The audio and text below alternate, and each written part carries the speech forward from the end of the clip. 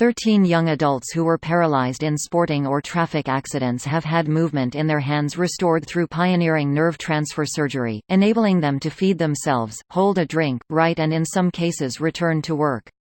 Here's a summary of the article. 13 young adults who were paralyzed in sporting or traffic accidents have had movement in their hands restored through pioneering nerve transfer surgery, enabling them to feed themselves, hold a drink, write and in some cases return to work. Natasha Van Zyl, the Melbourne-based surgeon who leads a research program that has given some people their lives back, said the patients were able to use their hands and extend their arms from the elbow. Extending your elbow allows you to push a wheelchair better, helps you to transfer in and out of a car, reach out and do something in space in front of you, shake someone's hand. Van Zyl had been using nerve transplants in brachial plexus injuries, where neck and shoulder nerves have been pulled out of the spinal cord, and wondered why they did not try them to restore function in patients who had been paralyzed. Nerves were taken from shoulders and transplanted into paralyzed muscles in the arm so that they bypassed the injury and connected back up to the spinal cord. He told me, after he'd had his surgery and had enough of a result from it, that he had decided that he would try this surgery, but if it didn't work he was going to exit. He didn't want to live anymore.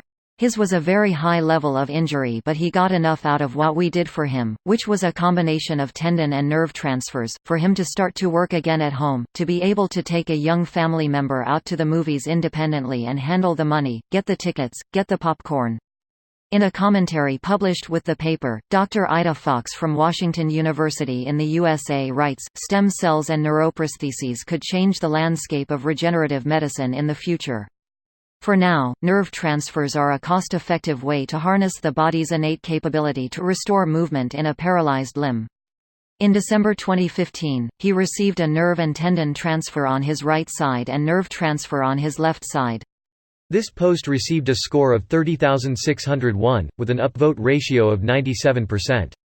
Here are the top comments in response to this article.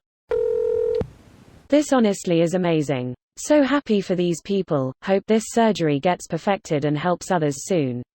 Rendered him quadriplegic from the chest down and ventilator dependent 24/7.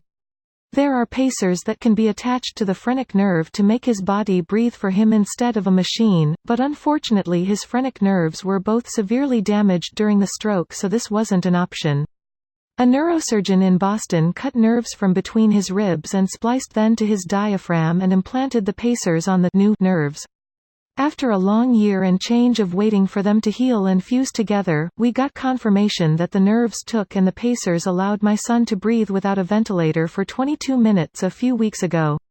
We are going to fine-tune the pacers later this year, and his doc here in CA believes he will be able to get off the vent entirely later this year. Wow, that's really incredible. I'm really happy for you. Crazy how far medicine has come. It's both incredible and incredibly sad at the same time. Holding out hope he can do more than just breath by himself in the near future.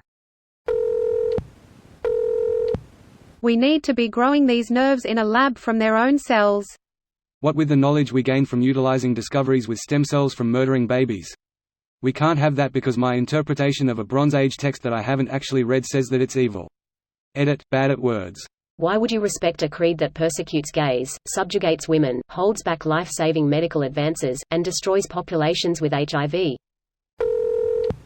I'll take the "not quite well enough to work" procedure. You're joking, but not quite well enough to work, sucks. Well, only sort of joking. Working shitty jobs doesn't help the depression or suicidal ideation. You shouldn't wish to be disabled just to avoid work. I think most people who work don't do it because they like their jobs. I think everyone should have the option to not work, meaning everyone should have a universal basic income, or something like that, to allow them to not work, and still live a decent life if they want to. Having people wishing to be disabled to avoid work shows how direly we need that. I wonder when or if they'll be able to do this at the lumbar level? Probably a much harder procedure, as they'll need some way to route the nerve transplant through the spinal column. This is fantastic. Being paralyzed is on par with torture, the whole world occurring around you and you can't participate at all in any meaningful way. This video was automatically created by Reddit to Speech. The article and comments in this video were selected from Reddit according to their upvotes, and any paraphrasing was performed by smmry.com, without any human intervention.